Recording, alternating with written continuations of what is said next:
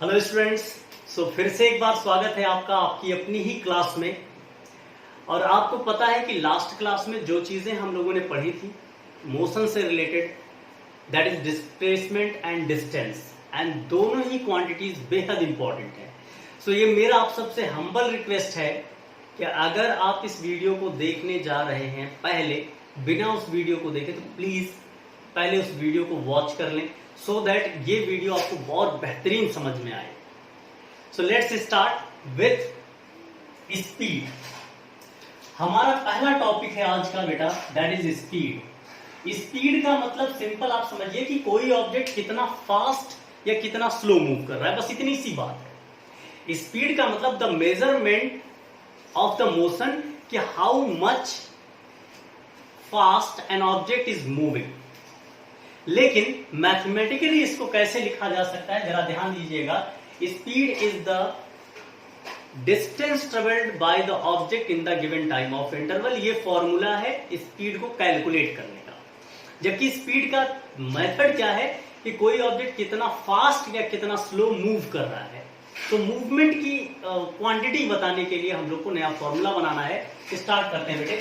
Speed is the distance travelled by object, distance traveled by the object in given time of interval,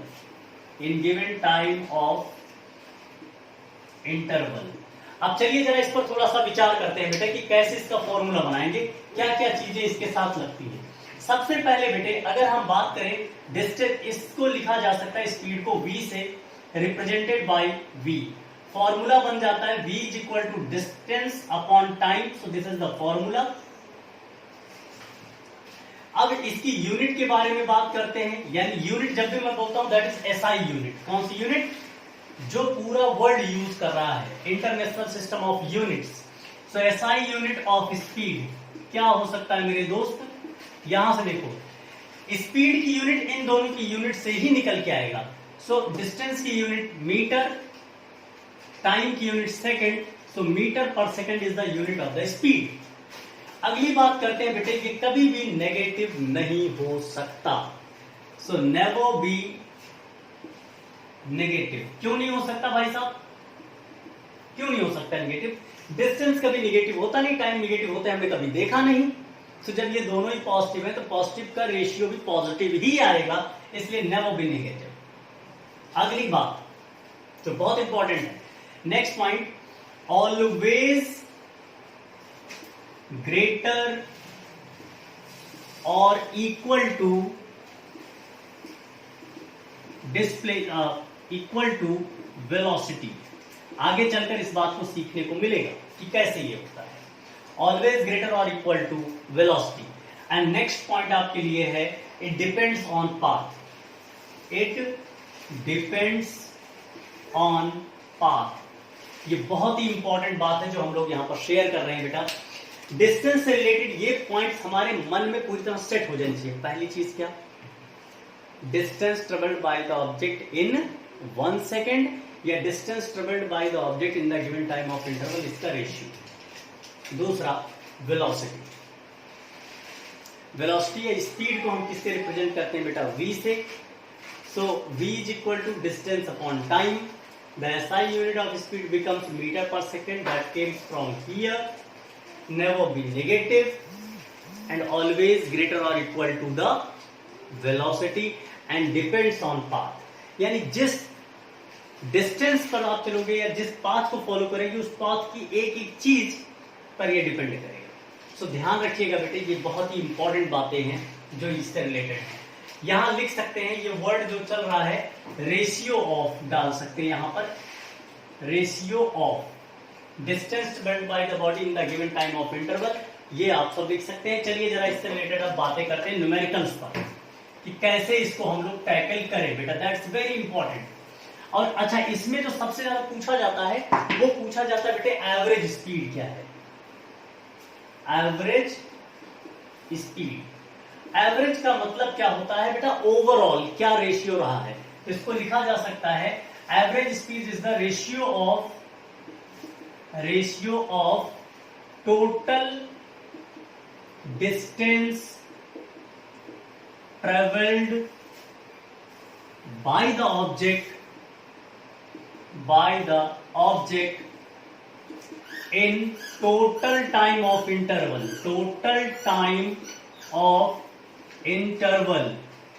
ये ध्यान रखना है बेटा जी।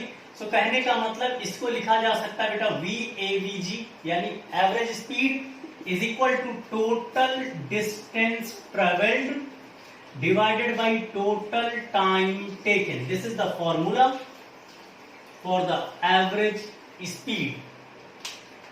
चलिए जरा इस पर रिलेटेड कुछ बातें करें क्योंकि ये बहुत इंपॉर्टेंट है। सो बात किया जाए, कुछ क्वेश्चन से हम इस बात को समझाना चाहेंगे और फिर हम आगे बढ़ेंगे। पहला ही क्वेश्चन आप सबके सामने आ रहा है। सपोज कोई एक मोशन है जो मैं इस तरीके से आपके सामने रिप्रेजेंट कर रहा हूं। एक ऑब्जेक्ट है वो ए से लेकर डी तक जा रहा है और जाने का रास्ता कुछ ऐसा है जैसे अभी हमने किया। यहां से यहां तक का डिस्टेंस दिया गया है 10 metre, this distance is 20 metre and ऐसा मान सकते हैं यहां से यहां तक जाने में जो टाइम लगा है दैट इज 5 सेकेंड। यहां पर जिस स्पीड से गया है the speed is given over here 4 metre per second. यहां की स्पीड आपको दिया गया v equal to 5 metre per second और यहां जो टाइम लगा है वो लिख सकते हैं आप कि 6 सेकेंड तक यहां पर मूवमेंट हुआ है। और आपसे कहा जा रहा है find the average speed during the journey. Average speed during the journey, average speed का मतलब total distance travelled upon total time taken. तो चलिए भाई टोटल डिस्टेंस ढूंढा जाए। सबसे पहले बेटा जी मैं यहां पर फॉर्मूला लिख लेता हूं v average is equal to, यहां से यहां तक का डिस्टेंस लिख लेते हैं d1, ये डिस्टेंस d2, अगला डिस्टेंस d3 और टाइम बेटा t1 plus t2 plus t3। That's very important. पहले वाले के लिए चलो बात करें बेटा जी, आप शायद समझ पाओ। पहले का डिस्टेंस कितना दिया गया है 10, so take it as 10 as well. दूसरे का डिस्टेंस दिया गया है 20, सो पुट इट हियर 20। अगले में देखो ध्यान से तो डिस्टेंस नहीं गिवन है, लेकिन इससे डिस्टेंस निकाला जा सकता है। कैसे? हमें पता है speed is equal to distance upon time. So distance is equal to velocity into time या स्पीड इनटू टाइम।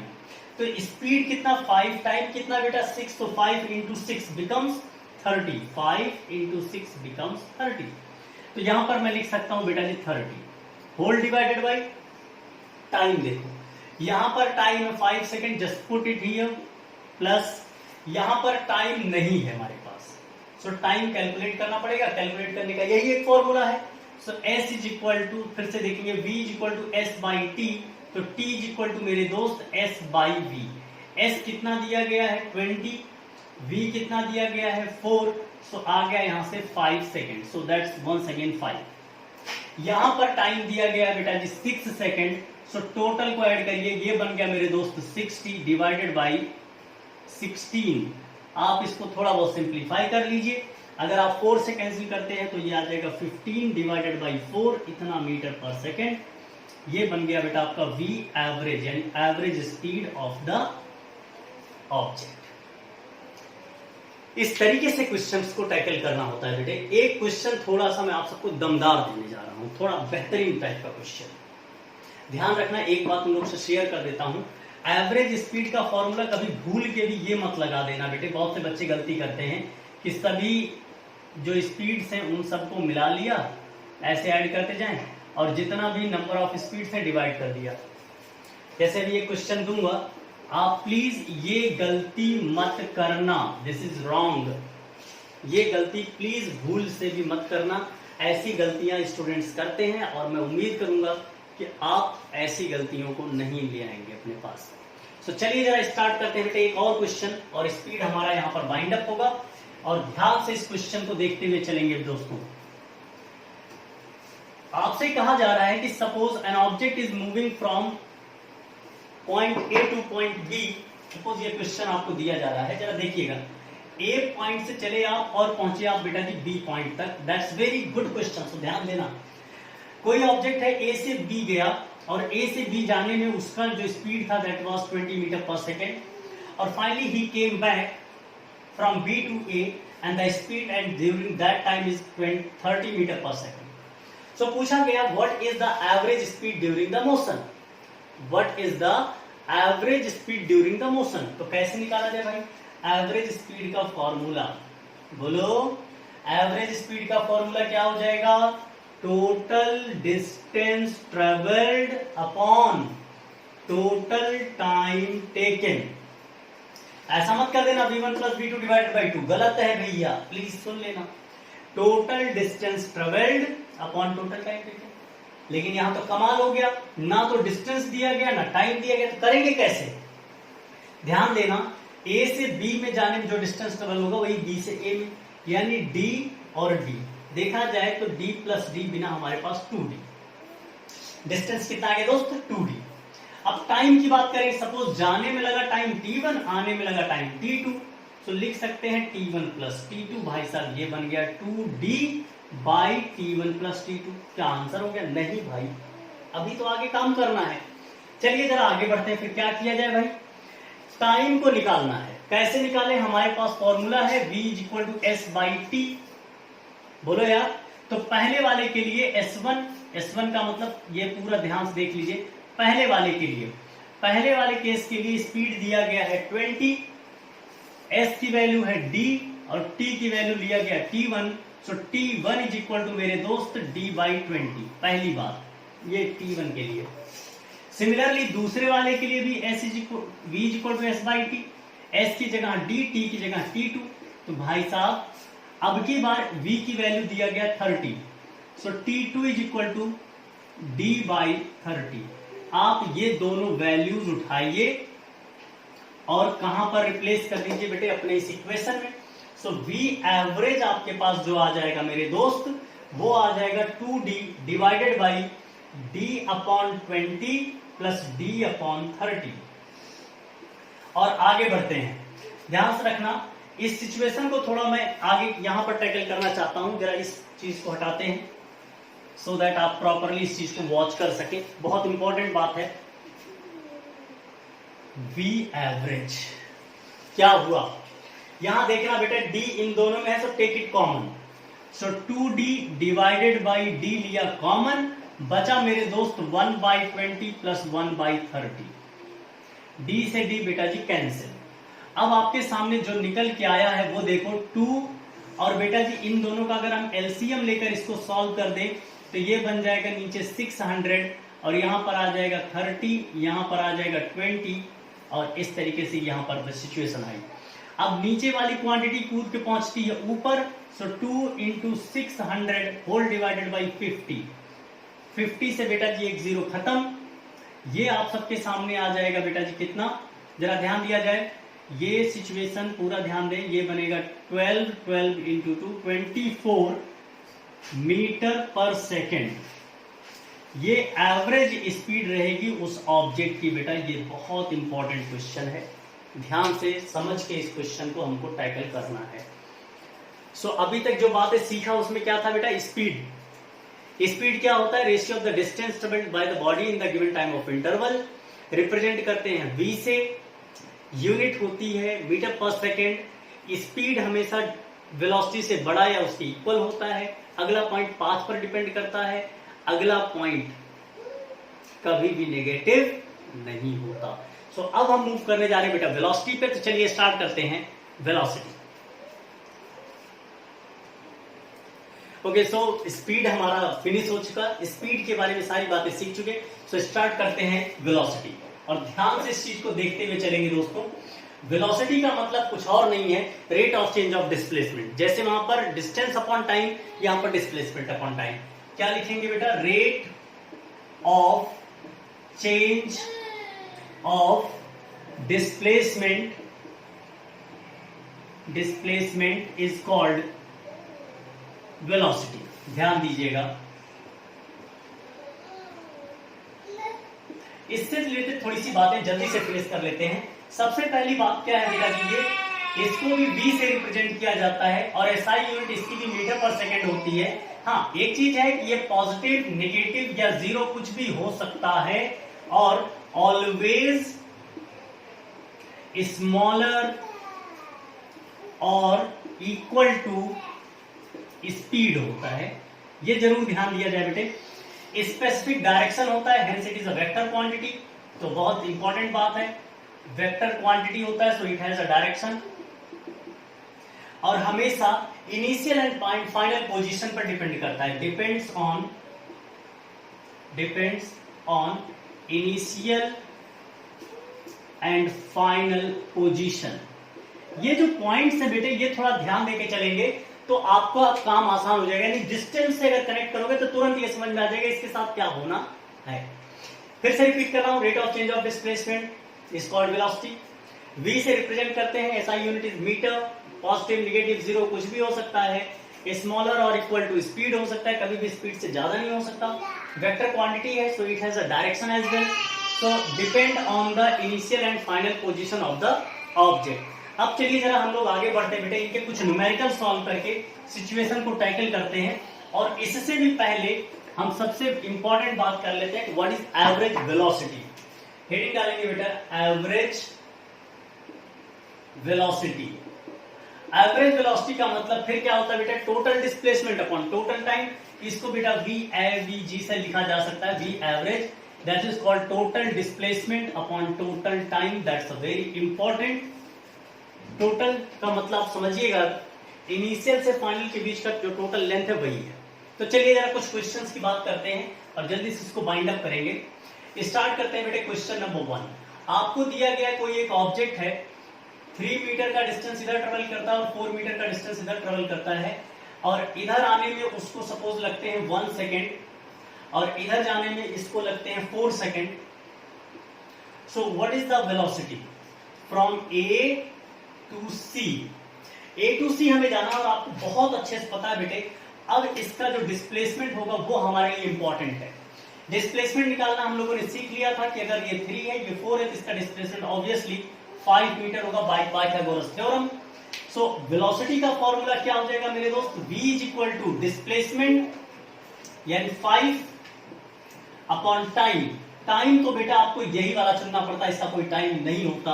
सो 1 + 4 यानी ये भी हो गया बेटा 5, 1 + 4 इज इक्वल टू 5, यानी 5/5 that is 1 metre per second, that is the velocity.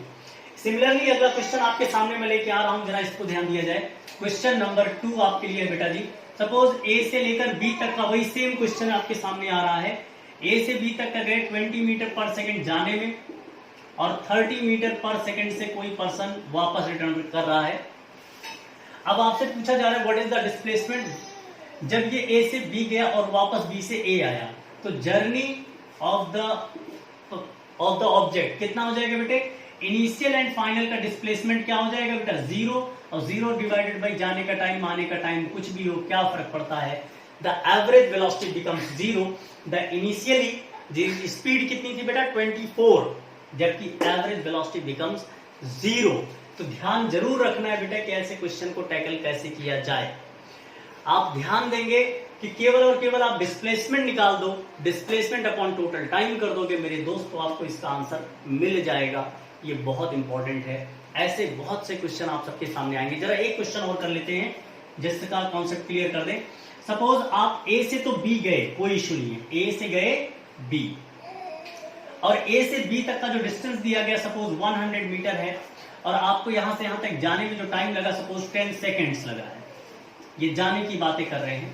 फिर आप B से वापस आए और C तक आप केवल आके रुक गए, और ड्यूरिंग दिस डिस्टेंस यहां से यहां तक का जो डिस्टेंस दिया गया है सपोज दैट इज 40 मीटर, और आने में आपको टाइम लगा केवल 2 सेकेंड्स। आपसे पूछा जा रहा है कि इनिशियल पॉइंट से फाइनल पॉइंट के बीच का डिस्प्लेसमेंट क्या है, व्हाट इज द डिस्प्लेसमेंट। तो ध्यान रखिएगा, डिस्प्लेसमेंट तो हो जाएगा बेटा केवल और केवल इनिशियल और फाइनल के बीच का, दैट इज 100 में से 40 निकल गया तो 60 metre is the displacement. Now what is the velocity, so velocity is equal to 60 upon time. Time तो पूरा लेना पड़ेगा, जाएंगे तब वापस आएंगे, जाने में लगा टाइम 10, आने में लगा टाइम 2, यानी 60/12। अगर 4 से इसको डिवाइड कर दिया जाए, इसको कर दें, तो ये कितना आ जाएगा बेटा 5 मीटर पर सेकेंड। आप ध्यान से बेटा ऐसे क्वेश्चंस को टैकल करेंगे, और मुझे ऐसा लगता है कि आप ऐसे क्वेश्चन को करने में कंप्लीटली कैपेबल हो चुके होंगे। So thank you so much for watching.